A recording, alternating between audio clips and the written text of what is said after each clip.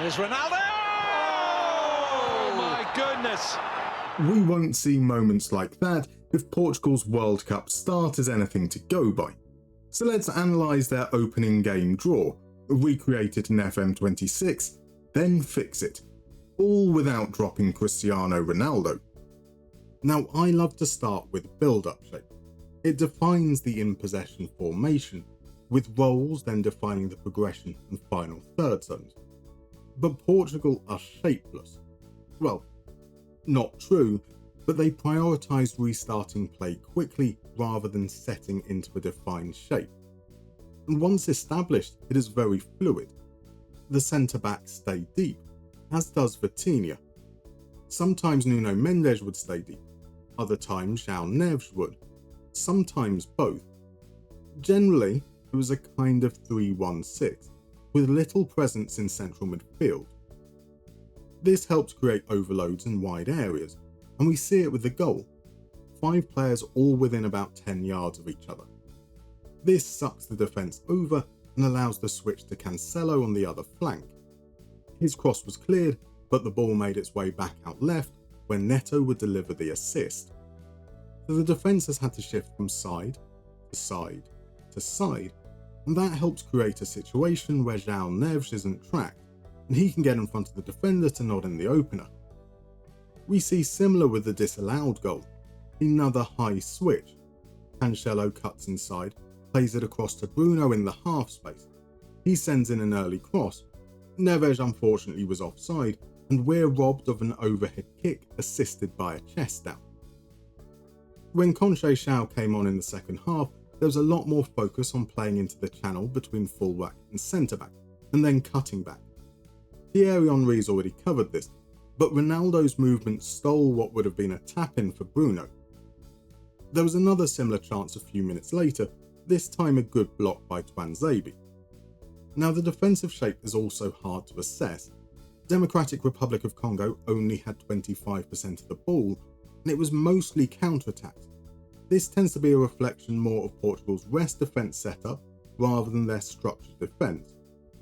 But we do see evidence of how they deal with short goal kicks. We see a man-to-man press, and there's a big gap here between Cancelo and his man, which is a trap. The idea is to make it appear to the keeper that that is the option, but pressure is going to come from the right, and Passy sends it long anyway. Otherwise, I describe Portugal's setup as a mid-block and moderate defensive line. When the ball goes backwards, the midfield doesn't overcommit. Well, not until Bruno loses discipline and tries to orchestrate a one-man press, which was easily bypassed. Overall, the midfield is a mess.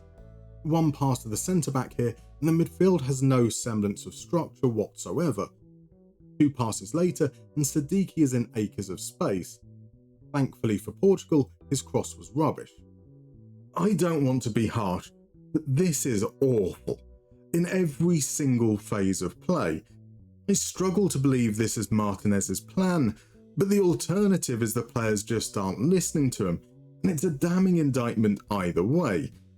Right, let's see what the stats say. In goal, Costa mainly distributed short, just the 4 long passes, and we can see he's comfortable outside his area. At right back, Cancelo provided width, and once he entered the final third, we can see his tendency to cut inside. At centre back, Araujo split wide and was very active, supporting under the plate as an option to recycle possession. He was partnered by Renato Veiga, who stayed a bit more central and passed more laterally. At left back, Nuno Mendes was quite restrained compared to what we've become accustomed to at PSG. He stayed wide but didn't really get to the byline or in the box. In the pivot, João Neves was very positionally free, popped up pretty much everywhere without really influencing one specific area more than others. His partner Vitinha was the hub, had the most touches. He kept disciplined, rarely ventured forwards. On the right wing, Bernardo Silva struggled to get involved at all and was hooked at half-time. His replacement Conceição was much more involved high up the pitch and should have had an assist. Behind the striker, Bruno was heavily involved in the left half space, but only managed 2 touches in the opposition area. On the left, Neto stuck to the flank and completed 0 of his 2 attempted dribbles. Then up front, Ronaldo, barely involved but did take 3 shots, and we see he often drifted over to the left to get touches on the ball. Now at a team level, 75.4% possession is insane. So putting it all together results in something like this. The centre-back split wide with Vitinha dropping deep. Nuno Mendes starts deeper but gets forward. Cancelo and Neto are width holders, although Cancelo is more likely to cut inside. João Neves goes wherever he wants, whilst Bruno tends to drift more to the left.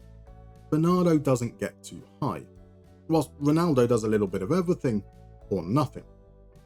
The instructions, both player and team, encourage the pass-first mentality, often playing in front of the opposition rather than in behind. Out of possession is much more straightforward, a low block, lower defensive line 4-4-1-1. The pressing intensity is enough to make the midfield break structure without overexerting themselves. Yes, the formation looks funky. It's what it takes to get the structures and behaviours that Portugal exhibited. In the director's cut, available to members and Patreons, I explore the process of getting to this point and see how it fares in the tournament. But the main focus is fixing it, and for that we need to talk about the elephant in the room. There is absolutely no doubt Cristiano Ronaldo has had a phenomenal playing career. Love him or hate him, he has been at the apex for a ridiculously long time.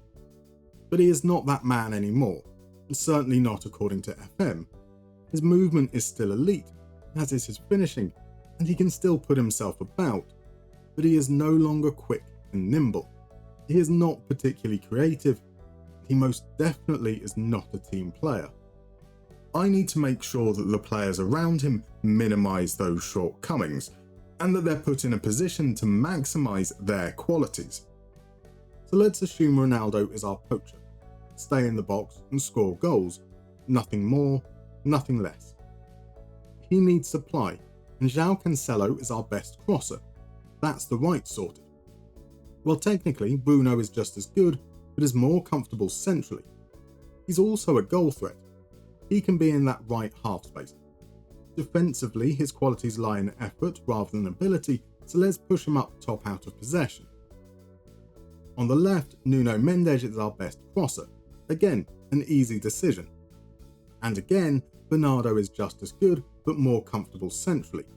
He can take that left half space. Now he's also defensively adequate. Not good enough that I want him defending the centre, but I'd certainly be happy with him defending the wing. That's the front 5 sorted. Now I do want a 6th player who can bridge midfield and the forward line, and João Neves does that wonderfully. Vitinha might actually be more suited to such a role, but I'd want him to hold place in midfield a little deeper. In fact, when Neves does wander forward, I want Vitinha to be the one in the 3-1-6 shape. I don't want him dropping into the defensive line. So that means I want a back 3 who are actually defenders. Araujo, Diaz and Inacio gives us a much stronger rest defence. With that all in mind, I've ended up with this. Bernardo as the creator, Bruno as the secondary goal threat. Both pivot players as playmakers to maintain that deep circulation, which allows me to increase the mentality and passing directness a little. I've also stopped focusing down the flanks and tweaked the attacking width. Out of possession, I've pushed up to a mid-block, increased the pressing intensity and funneled play outside. Essentially, we're ignoring Ronaldo and making sure the rest of the team works to disrupt the opposition. The third centre-back allows us to swing one out to fullback, and that gives us a defender in the midfield line. The change in formation looks dramatic, but the principles of Roberto Martinez remain. Possession for the sake of possession. Play in front of the defence rather than in behind. But now I feel we're more balanced, especially centrally. So let's see how it got on. A half-time stalemate against Congo quickly turned to delirium. A Diaz header. A Bernardo tap-in. A João Neves swing of a boot. All in a 12-minute period. Wissa pulled one back, but otherwise a very comfortable win. Take notes, Martinez. Or don't. We dominated but struggled to create against Uzbekistan. Cancelo scored the only goal as we crept to a 1-0 win.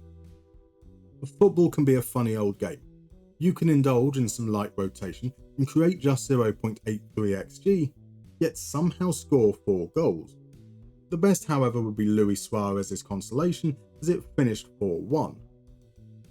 Turkey in the second round, and with Bruno injured, Rafael Leao gave us the lead. Old man Ronaldo doubled it, only for Yildiz to pull one back immediately. We held on, despite Turkey peppering shots from distance. Netherlands are our biggest test yet, but early in the second half, João Neves put us ahead. We looked comfortable until Kluivert sprung the offside trap. Or didn't. A promising performance against the bigger side. Araujo's now been ruled out for the tournament, so I'm playing Semedo at centre-back, and it was an inspired decision. A late goal from Leao made it 2, before Konrad Laimer engaged in the filthiest finish of the tournament. It was, however, too little too late. A Haalandless Norway next, where Renato Vega was an unlikely hero. Bernardo put it on a dime for Bruno to double the lead, before Sorloth seized on a loose tackle. Now what's a World Cup without some Portuguese theatrics? Or a Ronaldo penalty for that matter? We're going to the final. And it'll be against England, without the injured Jude Bellingham. Eze starts, Rodgers on the left. We're just missing Araujo, so I feel confident in the lineup. The first highlight, a Saka corner. Neves clears, but only as far as Rodgers. We're behind for the first time in the tournament. Not a single highlight for the rest of the half. We've dominated the ball, but England have carved through us. A quick start to the second half is in order, and Bernardo obliges, the easiest of tap-ins. The game has been starved of highlights until John Stones gives the ball away, and stop that. An absolute moment of magic from Cristiano Ronaldo. Of course, who else? With just 4 minutes remaining, a chance to wrap things up, but Leao screws wide. An England highlight in the last minute of injury time. Please, not like this. Not like this. Oh, not like this at all. Harry Kane's despair is Portugal's delight. We are the world champions. Well, that went better than expected. We dominated the ball, we dominated the opposition. Okay, we got a little lucky against England, but all in all, good stuff. What I want to know though is how would you fix Portugal? Without dropping Cristiano Ronaldo? Let me know in the comments, and I'll see you next time. Thank you for watching. I hope you enjoyed this video, and if you did, please consider leaving a like or maybe even subscribing. Your support means the world.